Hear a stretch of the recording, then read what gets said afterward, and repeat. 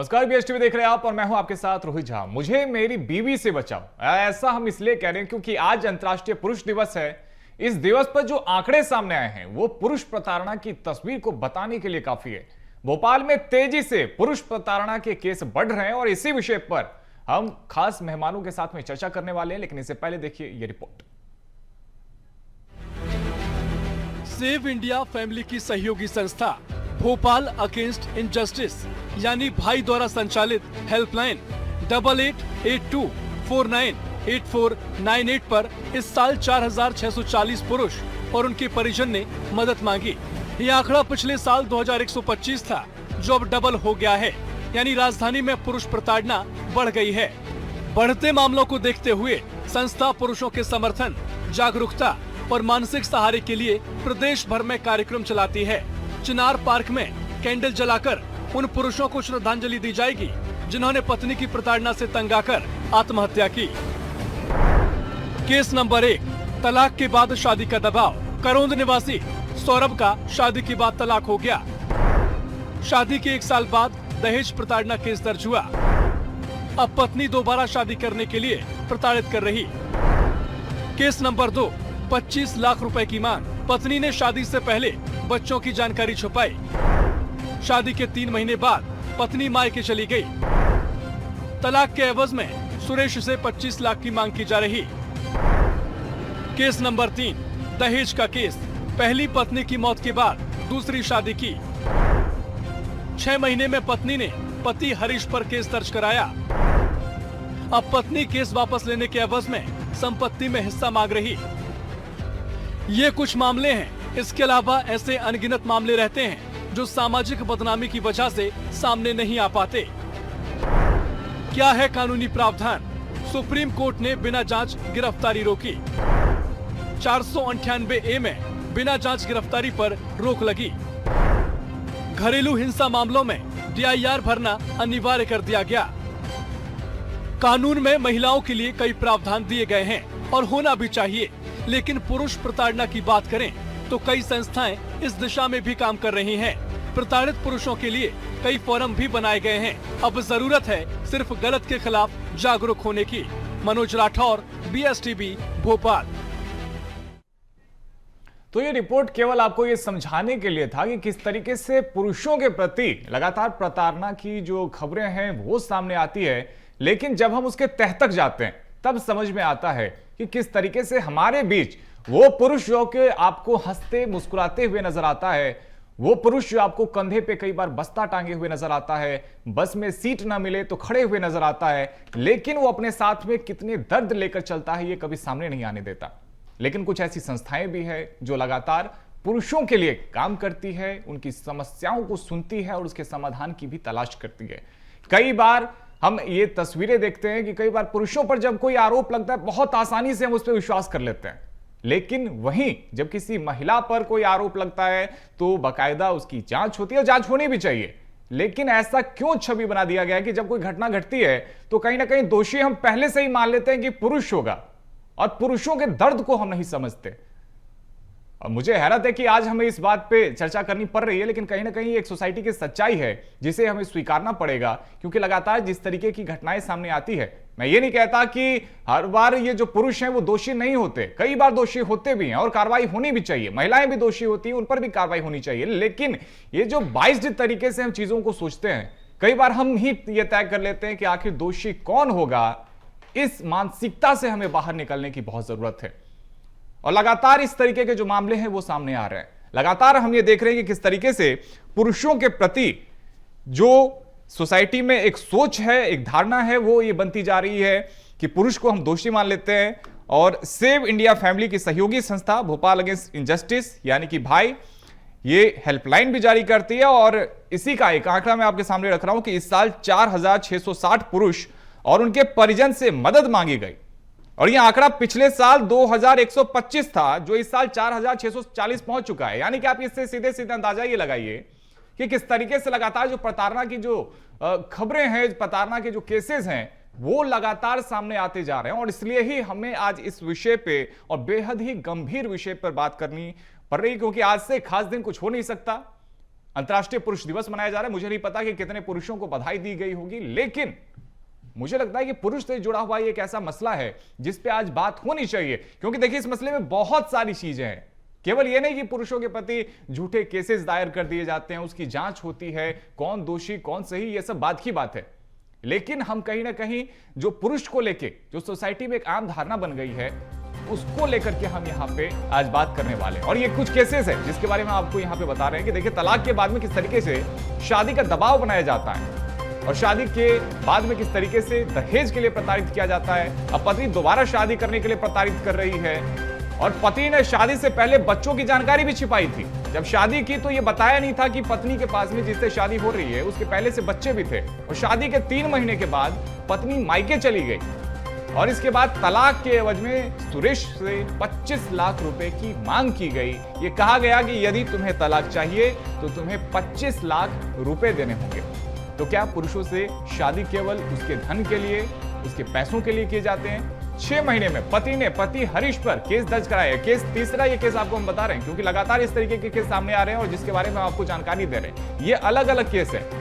कहीं पर दहेज को लेकर प्रताड़ित किया जा रहा है, कहीं पर मानसिक दबाव बनाया जा रहा है, और इसलिए ही हम आपको इन केसेस के बारे में, इन घटनाओं के बारे में जानकारी दे रहे हैं और साथ ही कानूनी प्रावधान क्या है ये भी आप तक हम पहुंचा रहे हैं। ये जानकारी आपको हम दे रहे हैं कि यदि इस तरीके के केस सामने आते हैं तो कानूनी प्रावधान क्या है और किस तरीके से उसका कानूनन समाधान ढूंढा जा सकता है और किस तरीके से कार्रवाई की जा सकती है।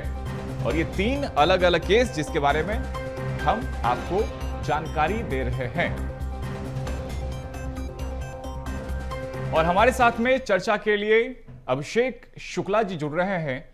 भाई संस्था के मेंबर हैं। भाई संस्था जिसके बारे में हमने आपको जानकारी दी, लगातार जो पुरुष हैं उनकी समस्याओं को लेकर के काम करती है। भोपाल अगेंस्ट इनजस्टिस पूरा फुल फॉर्म है भाई संस्था। अभिषेक शुक्ला जी, आज अंतर्राष्ट्रीय पुरुष दिवस के अवसर पर पुरुषों की जो बात है वो कहीं ना कहीं सामने आनी चाहिए।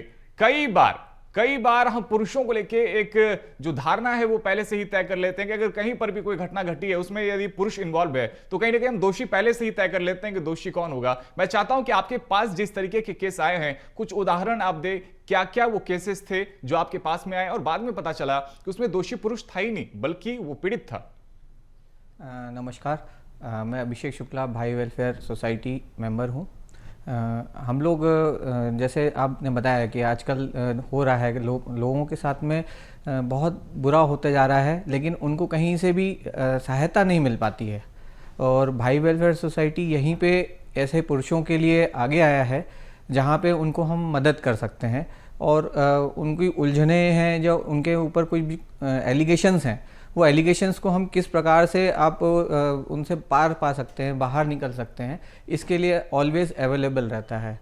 तो इस वजह से अभी जितने भी केसेस आप देखते हैं, मैक्सिमम देखते हैं हम मैट्रिमोनियल केसेस में जो है इंसान काफ़ी लंबा उलझा होता है और एक एक केस अगर आप देखेंगे तो 5 साल से कम तो कोई केस चलता ही नहीं है। दिन पे दिन आना, ट्रायल उसको फेस करना, और वो ट्रायल जिसके लिए वो दोषी है ही नहीं। और अकेला सिर्फ वो ही नहीं है, अगर एक पुरुष के ऊपर अत्याचार हो रहा है तो साथ साथ हम देखेंगे तो मैट्रिमोनियल केस में उसका पूरा फैमिली इन्वॉल्व कर दिया जाता है। तो आप देखें कि एक पुरुष तो है लेकिन उसके साथ में उसके भाई, उसकी मदर, उसकी सिस्टर, फादर, मतलब भाई भाभी, मतलब और जितना लंबा हो सके तो लोगों के नाम लिखवा दिए जाते हैं झूठे तौर पे, सिर्फ ईगो सेटिस्फाई करने के लिए। अगर हम देखें तो मैक्सिमम टाइम ये ईगो सेटिस्फाई के लिए होता है। तो इसके लिए हमारा भाई वेलफेयर सोसाइटी है, सेव इंडिया फैमिली के अंदर में हम लोग आते हैं और नेशनल लेवल पे भी सारे वर्क्स हम लोग हेल्प के लिए ऑलवेज अवेलेबल रहते हैं। इसके लिए हम लोगों का एक नंबर है, टोल फ्री नंबर है 8882498498। इस पे ही मैक्सिमम कॉल आते हैं और इस पे आप देखें तो इसमें लड़का भी कॉल करता है, लड़के की मदर की तरफ से भी काफ़ी कॉल आते हैं, बहन भी कॉल करती है कि उनको कैसे सेव किया जाए, बचाया जाए। अभिषेक जी, हमारे साथ में कुछ और भी खास मेहमान जुड़ गए हैं, उनसे भी दर्शकों का परिचय करा देते हैं। हमारे साथ में नागेंद्र पटेरिया जी जुड़े हैं, रिटायर्ड एएसपी हैं। साथ ही हमारे साथ में पुनीत तिवारी जी जुड़े हैं, सीनियर एडवोकेट हैं। आप दोनों का ही बहुत स्वागत है। अभिषेक जी, एक आप अगर उदाहरण भी दें कुछ ऐसे केसेस जहां पे आपके सामने में आया हो, जहां पे जो पुरुष है वो आपके सामने में समस्याओं को लेकर के आया हो, ताकि एक बेसिक जानकारी दर्शकों तक पहुंचे कि वो कौन सी समस्याएं हैं जिससे कि जो पुरुष समाज है वो जूझ रहा है।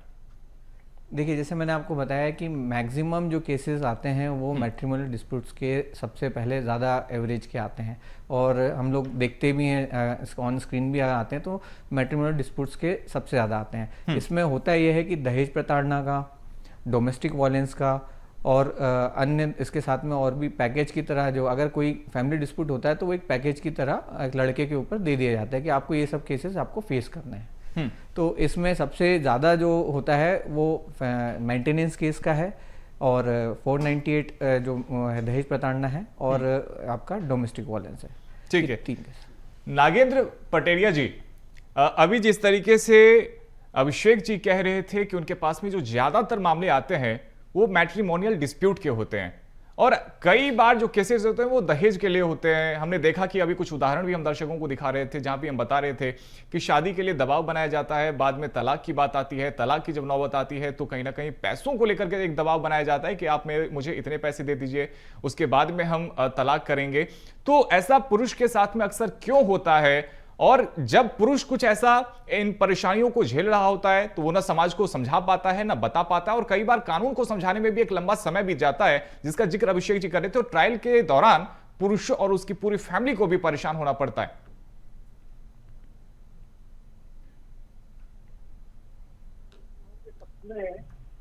जब कोई भी महिला शिकायत करती है तो धारा 498A के तहत पुलिस मामला दर्ज कर लेती है। उसके साथ ही साथ जितने उसके रिलेटिव होते हैं उनके भी नाम लिखा देते हैं, और भले वो विदेश में हो, देश में हो, कई बार तो ऐसे लोग रहते हैं कि चल फिर जीविका के अशक्त लोग होते हैं, उनके नाम भी लिखा दिए जाते हैं। कई बार जो अलग रह रहे लोग होते हैं उनके भी नाम लिखा दिए जाते हैं। तो जो कानूनी प्रावधान है, कानूनी प्रावधान पूरे महिलाओं के पक्ष में है। अब जब मुकदमा दर्ज हो जाता है उसके बाद जो पुलिस का अनुसंधान शुरू होता है, तो कई बार पुलिस अनुसंधान में कुछ लोगों के नाम अलग भी कर देती है, मगर माननीय न्यायालय के समक्ष वो फरियादी अपना पक्ष रखती है तो नाम पुनः जुड़ जाते हैं। तो जो कानून बने हैं सभी महिलाओं के पक्ष में, पुरुष के पक्ष में कानून। नागेंद्र जी, आपके सामने भी तो कुछ ऐसे केसेस आए होंगे ना जहां पे महिलाएं शिकायत लिखाने आती हैं या फिर पुरुष की तरफ से शिकायत किया जाता है, आपको मालूम होता है कि दोषी कौन है, लेकिन एक पूरा कानूनी प्रावधान है जिसके तहत कार्रवाई करनी पड़ती है, एक लंबा समय भी बीत जाता है ये साबित करने में कि आखिर दोषी कौन है। निश्चित रूप से बहुत लंबा समय लगता है, और कभी फरियादी नहीं आता, कभी आरोपी नहीं आता, कभी न्यायालय को समय नहीं होता है, तो निश्चित रूप से बहुत लंबा समय लगता है। अब जो पुरुष होता है वो प्रताड़ित होता है, उसकी यदि उम्र है तो उम्र बीती जाती है, अगर वो कोई दूसरा कोई निर्णय लेना चाहता तो निर्णय नहीं ले पाता, मानसिक रूप से, आर्थिक रूप से, शारीरिक रूप से हर प्रकार से परेशान रहता है। जाहिर तौर पे हमारे साथ में पुनीत तिवारी जी भी लगातार जुड़े हुए हैं। अब पुनीत जी, अभी देखिए हम शादी को लेकर के बात कर रहे थे, दहेज को लेकर के बात कर रहे थे, और कहीं ना कहीं एक जो इसी में एक जो मामला सामने आता है वो चाइल्ड कस्टडी को लेकर के। कई बार जो देखिए पुरुष यानी एक जो पिता है वो चाहे कितना भी अच्छा हो, रेस्पॉन्सिबल हो, लेकिन कहीं ना कहीं कानून की नजरों में यदि वो ये कहना चाहे कि उसे चाइल्ड कस्टडी चाहिए तो माता के पक्ष में ही हमेशा फैसला आता है, फिर चाहे माता की तुलना में पिता ज्यादा रेस्पॉन्सिबल भी हो। आखिर ये क्यों तय किया जाता है कि महिला ही रेस्पॉन्सिबल है और मां ही चाइल्ड कस्टडी ले सकती है? पुनीत तिवारी जी। ठीक है, पुनीत तिवारी जी से सवाल लेंगे, और इस बीच नागेंद्र पटेरिया जी एक बार फिर से आपका रुख कर लेते हैं। लगातार देखिए जिस तरीके के मामले सामने आते हैं, कई बार जैसा कि हम जिक्र कर रहे थे कि कई बार झूठे केस भी फाइल कर दिए जाते हैं। अब एक परसेप्शन को लेकर भी लगातार मैं बात कर रहा हूं कि यदि किसी एक केस में एक पुरुष है, एक महिला है और शिकायत सामने आई है, तो परसेप्शन जो एक आम सोसाइटी की भी होती है कि हम प्रथम दृश्य हम ये मान लेते हैं कि अगर दोषी कोई होगा तो पुरुष ही होगा। तो ये एक सोसाइटी का माइंडसेट है कि ये परसेप्शन क्यों क्रिएट हुआ है? ये पहले से माना गया है कि पुरुषों की तुलना में महिलाओं को कमजोर माना गया, अबला कहा गया है। तो ये मान्यता रही, और प्रारंभिक अवस्था में जो हमारी सामाजिक व्यवस्था थी और जो पुरुषों के आसन हैं तो इसके अनुकूल रहे हैं। जो धारा 498 नहीं है, धारा नहीं थी। जैसे जैसे समस्याएं समाज में आई, इसके अनुरूप धाराएं बढ़ी, इसलिए ये ऐसा हुआ है। कालांतर में एक बहुत संक्षेप में किस्सा मैं सुनाता हूँ आपको। एक महिला, मैं नरसिंहपुर डिस्ट्रिक्ट में था, जहाँ की रहने वाली नहीं थी, उस जगह पे रहना बताया, उसने अपने पति के खिलाफ FIR करा दी, जबकि कारण दूसरे थे और वो बिल्कुल झूठी FIR थी। बाद में हमने जांच करके उसको समाप्त किया और वरिष्ठ अधिकारियों ने भी हमारी जांच पे मोहर लगाई। हमारी जो जांच होती है, इस पर जब तक हमारा बड़ा अधिकारी, जो खासतौर से पुलिस अधीक्षक हैं, अगर वो सहमति व्यक्त कर देंगे तब तो केस खत्म हो जाता है। फिर न्यायालय यदि हमारे उस खात्मे को स्वीकार कर ले तब इसे न्याय मिल पाता है, इसमें भी काफी समय लगता है। तो लगातार इस तरीके के मामले सामने आते हैं। नागेंद्र जी, जैसा कि आपने जिक्र किया, इस केस में चलिए आपने बहुत तत्परता दिखाई और आपने जांच भी की समय पर, आपने कहीं ना कहीं कोशिश भी की कि त्वरित न्याय मिले और इसकी तरफ आपने एक पहल भी की। लेकिन कई बार ये जो मामले हैं वो सामने आते हैं। हमने देखा कि अगर किसी को व्यक्तिगत तौर पे भी अगर किसी को किसी परेशानी होती है, मान लीजिए कई बार हमने देखा है कि किस तरीके से पुरुष पे ऑफिस के दौरान या फिर कहीं पे बाहर भी महिलाओं की तरफ से कुछ झूठे मुकदमे दर्ज कर दिए जाते हैं और इनमें काफी गंभीर मामले भी कई बार होते हैं। कई बार हमने देखा कि रेप तक के मामले दर्ज कर दिए जाते हैं। SC/ST एक्ट के तहत हमने देखा कि मामले दर्ज किए जाते हैं। पुरुष 30 साल जब जेल में गुजारता है, उसके बाद बाहर आता है। अखबार में कई ऐसी खबरें भरी हुई है जिसमें 30 साल 25 साल के बाद बाहर आता है, फिर वो कहीं ना कहीं साबित कर पाता है कि निर्दोष है, लेकिन तब तक उसके जीवन में सब कुछ बदल चुका होता है और उसके बाद में उस पर यकीन कौन करेगा कि वास्तव में वो दोषी था ही नहीं। जिस काम के लिए वो जेल में बंद था वो दरअसल उसने किया ही नहीं था। विडंबना है साहब, जो धारा स्पेशली 304B के जो केसेज होते हैं, जैसे दहेज मृत्यु कहते हैं, जो महिला विवाह के 7 वर्ष के भीतर मृत्यु हो जाती है, तो ऐसे केसेज में अक्सर छोटे न्यायालय से उन्हें सजा हो जाती है। जब अपील में हाई कोर्ट जाते हैं, सुप्रीम कोर्ट जाते हैं, तो वो नीचे की अदालत का फैसला पलट जाता है और निश्चित रूप से उस आदमी का जीवन का महत्वपूर्ण समय जो 30 वर्ष वो व्यतीत हो चुका होता है। और वो समस्या यही, जैसा कि आपने कहा, वो किस को अपनी होने का सबूत देता फिरे, तो मानसिक रूप से प्रताड़ित होता, शारीरिक रूप से भी, और हर प्रकार से प्रताड़ित होता और उसका जीवन नष्ट हो जाता है। ठीक है, ठीक है। अभिषेक जी, आपके पास में आऊंगा, इससे पहले पुनीत तिवारी जी का रुख कर लेते हैं। पुनीत जी, लगातार देखिए पुरुषों के प्रति जो क्राइम है उसमें बढ़ोतरी हुई है। राजधानी भोपाल का भी हम उदाहरण देख रहे थे। पिछले साल की तुलना में पुरुषों ने ज्यादा शिकायत इस बार दर्ज कराई है। एक संस्था भी लगातार इस और काम कर रही है, भाई संस्था, जिसके सदस्य भी हमारे साथ में बैठे हुए हैं। लेकिन पुनीत तिवारी जी, जैसा कि हम बात कर रहे थे दहेज को लेकर के और तमाम केसों को लेकर, चाइल्ड कस्टडी अक्सर माता को ही क्यों दिया जाता है, इसको लेकर मैं पिछली बार आपसे सवाल कर रहा था। पुरुष की तुलना में हमेशा माता को ही क्यों रिस्पॉन्सिबल माना जाता है, जबकि अगर कई बार पुरुष ज्यादा रिस्पॉन्सिबल हो, फादर ज्यादा रिस्पॉन्सिबल हो, बावजूद इसके चाइल्ड कस्टडी हमेशा माता को ही दी जाती है, ऐसा क्यों? देखिए, क्या है कि कानूनी प्रावधान की वजह से कोर्ट और पुलिस, प्रोसिक्यूशन एजेंसी और कोर्ट दोनों बंधे हुए हैं। कानूनी प्रावधान ये है कि फर्स्ट प्रेफरेंस माता को दिया जाना चाहिए, और यदि अपोजिट पार्टी मतलब पुरुष ये प्रमाणित करता है कि हम माता से बेहतर उसकी परवरिश कर सकते हैं, तो उसको भी कोर्ट में से कस्टडी दी जाती है। लेकिन सामान्यतः कानून चूंकि ऐसा बना है कि प्रेफरेंस माता को दिया जाता है, इसलिए मां को दिया जाता है। जाहिर तौर पे तो फिर वो कानूनी प्रावधान की वजह से ऐसा होता है। आप सही कह रहे हैं। कानूनी, बिल्कुल कानूनी प्रावधान की वजह से। इसमें किसी ऐसा कोई कोर्ट या प्रोसिक्यूशन एजेंसी बायस होकर नहीं करती। कानूनी प्रावधान में उसकी मजबूरी है, क्योंकि कानून ये कहता है कि पहला प्रेफरेंस माता को दिया जाता है। लेकिन फिर तो इसमें कहीं ना कहीं संशोधन की थोड़ी सी बदलाव की जरूरत है ना। यदि जैसा कि हम लगातार देख रहे हैं, वर्तमान दृश्य में हम देख रहे हैं कई बार झूठे केसेस दायर कर दिए जाते हैं, पैसों की वजह से कहीं ना कहीं डिवोर्स को लेकर दबाव बनाया जाता है। ऐसे में बच्चे का फ्यूचर कहां पे सिक्योर होगा, ये भी तो कहीं ना कहीं अनबाइस्ड रह के तय करना चाहिए ना। फिर इसमें कानून में यदि कहीं पे बाइस्डनेस है तो उसे खत्म करना चाहिए।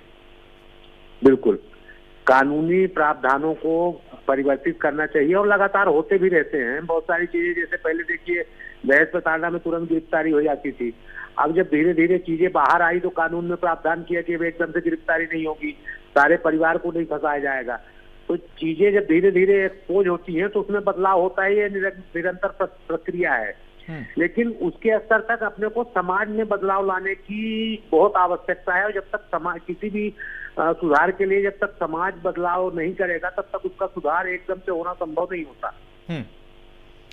अभिषेक शुक्ला जी, क्या कुछ प्रयास किए जा रहे हैं समाज में बदलाव को लेकर? कई बार हम ये देखते हैं बड़े बड़े सेलिब्रिटीज होते हैं, वो भी अपनी दर्द अपनी पीड़ा सामने रखते हैं, कई बार सोशल मीडिया पर आकर के कहते हैं वो अपने बच्चों को मिस कर रहे हैं। कई बार हम देखते हैं इस तरीके से जो उनकी पत्नी होती हैं, जो एक्स वाइफ भी हो जाती हैं, वो लगातार पैसों को लेकर के दबाव बनाती हैं, कई बार उनसे एक मोटी रकम को भी वसूल कर लेती है। मैं इसलिए कह रहा हूं क्योंकि कई बार सेलिब्रिटीज को और बाकायदा सेलिब्रिटीज आकर के कहते हैं कि करोड़ों में उनसे पैसे मांगे गए थे, उनसे खर्च मांगे गए थे। तो क्या पुरुष को केवल एक धन के तौर पे, एक शक्ति के तौर पे देखा जाता है कि अगर शादी उनके साथ में नहीं रहेंगे तो फिर उनकी जो प्रॉपर्टी है केवल उसमें हिस्सा चाहिए, यही एकमात्र होता है शादी के पीछे लक्ष्य? देखिए, जब डिस्प्यूट स्टार्ट होता है हस्बैंड वाइफ के बीच में, तो इनिशियल स्टेज में तो प्रताड़ना ही एक पॉइंट होता है जो लिखवाया जाता है कि भाई हमें प्रताड़ित किया गया। जब सेपरेशन की बारी आती है तो वहाँ पे जो कानून प्रावधान हैं उसमें प्रावधानों में ये ऑप्शंस हैं। एक वर्ड है एलिमनी। इस एलिमनी का यूज़ और मिसयूज़ भरपूर तरीके से हो रहा है। यूज़ तो कम हो रहा है क्योंकि वहाँ पे प्रावधान लाया इसलिए गया था कि भाई एक महिला को उसके आगे के समय के लिए, जब से आफ्टर सेपरेशन हो तो उसके लिए उसको कुछ ऐसा अमाउंट दे दिया जाए जिससे वो रिसेटल हो सके।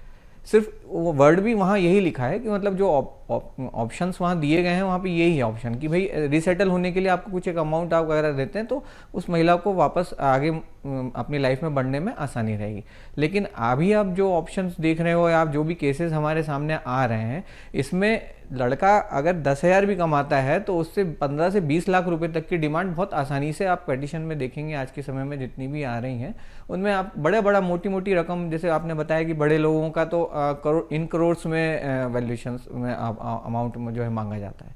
हाँ, छोटे मोटे व्यक्ति से भी, अगर एक ठेला चलाने वाला व्यक्ति है, उसकी रोजमर्रा की जो दैनिक वेतन है या दैनिक जो भी वो आय अर्जित करता है वो मुश्किल से 300-500 रुपए अर्जित करता है। लेकिन वहाँ अगर उसका डिस्प्यूट हो गया तो वहाँ भी मेंटेनेंस और एलिमनी कॉस्ट जो है वो बहुत हायर लेवल पे मांगा जाता है, जिससे वो काफ़ी मेंटली प्रेशराइज हो जाता है और वो या तो सुसाइड करता है, उसके पास कोई ऑप्शन नहीं दिखता।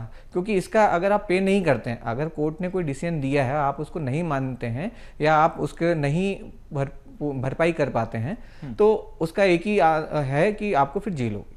तो उस चीज को दिमाग में रख के आदमी बहुत प्रेशराइज हो जाता है और वो फिर ये, क्योंकि एक नॉर्मल आदमी जेल नहीं जाना चाहता आज की डेट में, वो तो अपना काम करता है, अपना परिवार पालना चाहता है और आगे अपना जीवन यापन करना चाहता है सुखी पूर्वक।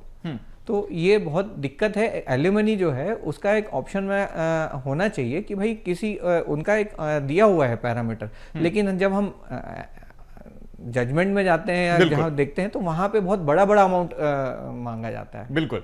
नागेंद्र जी, कई बार जैसा कि हम जिक्र कर रहे थे कि झूठे केस भी दर्ज कर दिए जाते हैं, और आज हम चर्चा भी इसलिए कर रहे हैं क्योंकि यदि झूठे केसेस फाइल किए जाते हैं, कई महिलाओं की तरफ से इस तरीके के केस दर्ज किए जाते हैं, तो वास्तव में जो प्रताड़ित हुई महिलाएं हैं, जो पीड़ित महिलाएं हैं, जो वास्तव में समस्याओं को झेल रही हैं, कहीं ना कहीं उनका केस पीछे रह जाता है उन महिलाओं की वजह से जो लगातार सामने आती हैं, झूठे केस दायर कर देती हैं।